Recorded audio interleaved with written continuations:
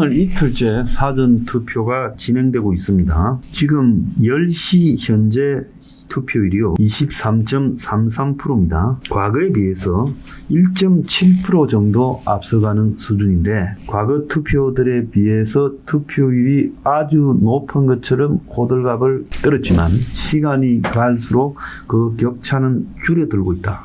그래서 오늘 6시에 최종적으로 사전투표가 마감되면 제가 생각할 때는 37%대의 투표율을 기록할 것이다.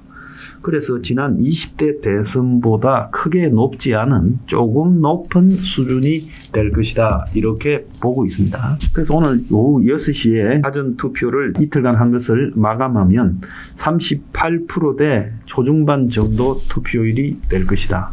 지난번 투표율 얼추 37%를 기록했는데 그것보다 조금 높은 수준일 거다. 그래서 마치 거대한 군중들이 투표를 하러 오는 것처럼 이렇게 보도하는 언론의 보도 행태가 웃긴다. 저는 그렇게 보고 있어요. 이번에 대선에 보면요. 황교안 후보가 출마를 했어요. 대통령 대행 총리까지도 했는데 별 존재감이 없어요. 김문수하고 단일화가 안 합니다. 아니 김문수 측도 거의 황교안에게는 신경을 안 쓰고 있어요. 실제로 투표율도 권영국보다도 훨씬 미미해서 1% 근처에도 지금 잡히지 않고 있어요.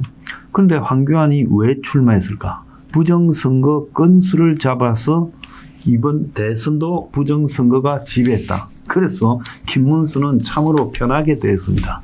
이번에 낙선을 하면 부정선거고 당선되면 극적인 역전승이다. 이렇게 주장하면 되죠. 어제 성관이가 스스로 자초해서 또 웃기는 행동을 보였어요. 줄이 좀 늘었으니까 그 늘어선 줄에 줄 선 사람들도 저는 이해가 안 가는 사람들이지만은 성관이가 그들에게 주민등록번호 같은 걸 다 확인하고 투표지와 해송용 봉투를 줬어요. 그러니까 관 외에서 투표하는 사람도 있지 않겠습니까? 그런데 이 사람이 줄 서가 기다리다가 줄이 기니까 밥 먹으러 가고 차 마시러 가고 이러면서 외부로 투표지를 들고 나가는 사태가 빈발했어요. 자, 그러면서 이게 문제가 되니까 어제 저녁에 성관이 사무총장이 있을 수 없는 일이 벌어져서 죄송하다. 그러면서 해당 투표소에 관내 사전투표자 용지 발급 배수와 관내 사전투표함 내 해송용 봉투가 정확하게 일치했기 때문에 투표지를 밖으로 빠져나간 투표지는 없이 지급된 투표지는 전원 투표가 되었다. 그리고 투표소 밖에서 기다리던 사람도 투표를 했다. 이렇게 이제 변명을 했는데 그럼에도 불구하고 이제 시비거리를 또 던져줬어요. 지금 시비 잡으려고 곳곳에 투표소 앞에 부정선거 주장하는 사람들이 쫙 깔려 있잖아요. 자, 근데 오늘 아침에 또 웃기는 일이 벌어졌습니다.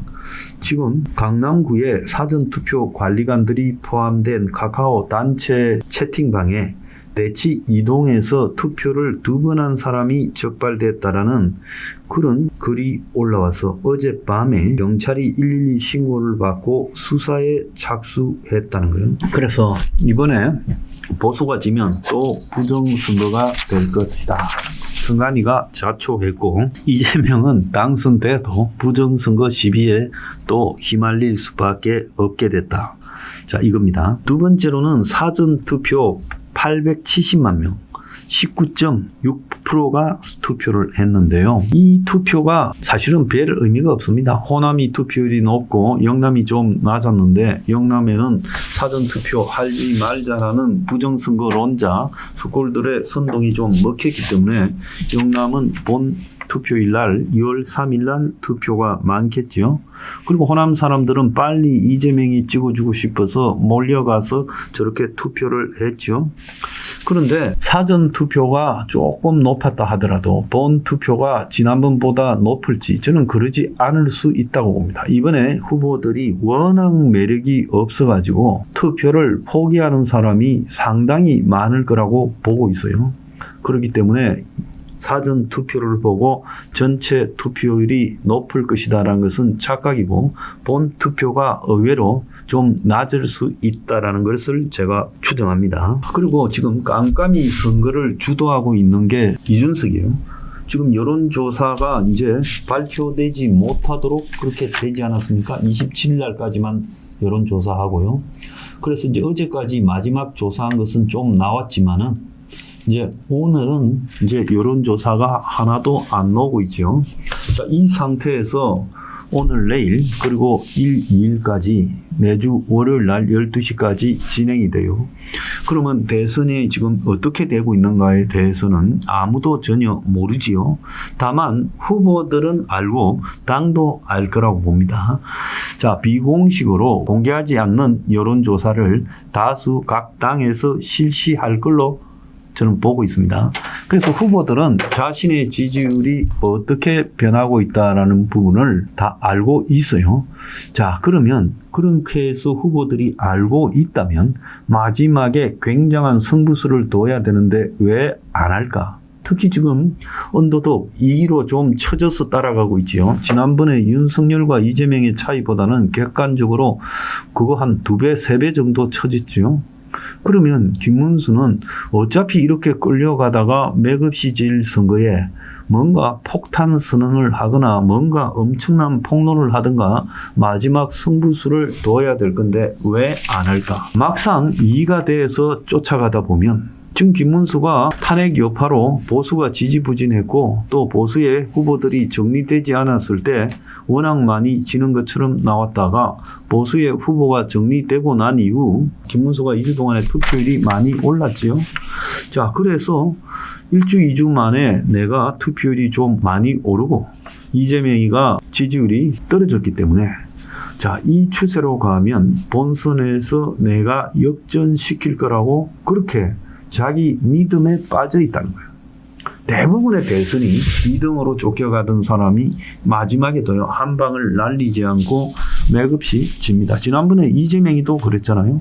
0.72% 나올 것 같았으면 마지막 며칠 투표 기간에 큰 걸 터뜨려야 되는데 그때도 분명히 한 3% 이상 지고 있는 게 보편적이었는데도 이재명이는 이길 거라고 착각을 했다는 거예요. 그런데 이번에 각 여론조사 회사들이 마지막으로 여론조사를 한 것이 14건이 있다는 거예요. 그래서 14건의 여론조사에서 이재명이가 43.6에서 50으로 해서 그 중에서 뭐 근소한 차이도 하나 있었지만은 대체로 차이가 좀 나는 형태로 이재명이가 14개를 다 이긴다고 나왔습니다. 그래서 많게는 한 13, 4%부터 작게는 1% 안에까지 나와 있지만 13, 4% 이긴다는 것도 거짓말이고 또 1% 안에 붙어 있다는 것도 거짓말이다. 저는 그래 보고 있어요. 그래서 이럴 때는 양극단에 있는 한 2개를 배제하고 나머지 14개 중에 10개를 평균치 내면 얼추 답일 거라고 보고 있습니다. 자, 그렇게 했을 때 지금 이재명과 김문수의 차이는요, 제가 봤을 때 6에서 7% 정도 차이가 나 있을 거다라고 보고 있고 마지막에 이슈를 김문수가 주도해 가면 보수를 투표에 참가시키면서 그 차이를 좀 더 줄일 수 있을 건데 지금 마지막 이슈를 김문수가 주도해 가지 못하고요. 이준석이가 이재명이 아들과 관련된 벌금 문제를 지금 생방송에서 터뜨려서 주도해 가고 있어요. 그래서 저게 이준석이가 저렇게 한 것은 잘못이다라는 게 대부분이죠. 그렇기 때문에 이준석이가 저렇게 해봤자 표가 깎일 거다 이런 이야기가 나오고 자, 이재명 쪽에서는 안일하게 대처하다가 토론회에서 뭐 나오겠냐.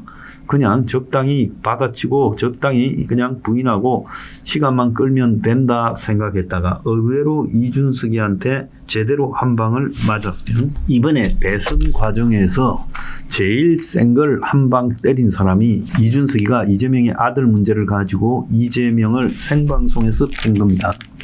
그게 이번 대선에서 깜짝쇼 1위예요. 자, 그러면 이준석이보다 훨씬 많은 조직, 정보, 그리고 인력을 가지고 있는 국민의힘은 왜 저런 걸 가지고 이재명을 때리지 못했을까요? 덩치만 컸지 망고 필요 없는 그야말로 썩은 공룡이다 보니까 김문수는 이재명을 제대로 패지 못한 거예요. 근데 이준석은 만인이 지켜보는 TV 중계 하에서 들고 팼어요. 자, 그러니까 이재명 측이 지금 분노해서 온 여성 좌파 단체 다동원해서 이준석 공격하고 또 좌파 매체들이 이준석의 과거 무슨 성접대 같은 걸 터뜨리고 지금 이 쌍방이 주고받는 공방전이 대선 말미를 지금 지배하고 있어요. 그러면 또 김문수 지지자들은 이래만 합니다. 우리는 끼어들지 말고 저 둘이 싸울 때 이제 이준석 표나 이재명이한테 도망간 표 기권으로 가고 이준석 표는 우리한테 오지 않겠느냐. 그래서 주워 담으면 된다. 이런 소리를 하고 있는데 정치에서는요. 좋은 일이든 싫은 일이든 계속 언론에 올라야지 가장 정치에서 불행한 일은 잊혀지는 거예요. 아무도 주목하지 않는 게 정치에서 가장 슬픈 일이라는 거예요. 그런데 대선 막바지에 황금 같은 한 5일을 지금 잊혀지게 된다면 이게 무슨 대선을 하는 자세입니까? 폭로는 이준석이가 하고 김문수는 옆에서 거들기만 하면서 표는 지가 주워 담을 것 같습니까? 지금 이재명을 지지하는 사람들이 이재명 아들 문제가 터졌다고 지지를 크게 바꿀까요? 중도층에서 일부가 이재명한테 떨어져 나갈 수 있는데 그렇다고 그 표가 김문수한테 갈까요? 자, 그러면 이준석을 지지하는 표 중에 젊은 여성 표들은 좀 떨어져 나갈 줄 몰라도 이준석의 저런 부분을 보고 아마 들어오는 남성 표가 더 많을 것이다. 그래서 이준석은 제가 봤을 때 이 폭로로 크게 손해볼 일이 없다. 오히려 자신 나름대로 계산해서 승부수를 던졌고 이준석의 승부수는 10한 2, 3%를 얻는 게 목표일 거예요. 겉으로는 15%라 해도. 그래서 막판에 이준석 표가 1, 2%, 2, 3%더 올라갈 가능성이 생겼다는 거예요. 그래서 이번 대선이 제가 볼 때는 방향이 결정됐다고 봅니다. 원래 대선이라는 거는 확정 편향에 빠질 가능성이 많아요. 그러니까 지금 보수라는 사고를 가지고 있는 사람은 자기 마음에 드는 유튜버만 보고 국민의힘의 발표만 듣고 김문수 말만 들으면서 우리가 이겼다.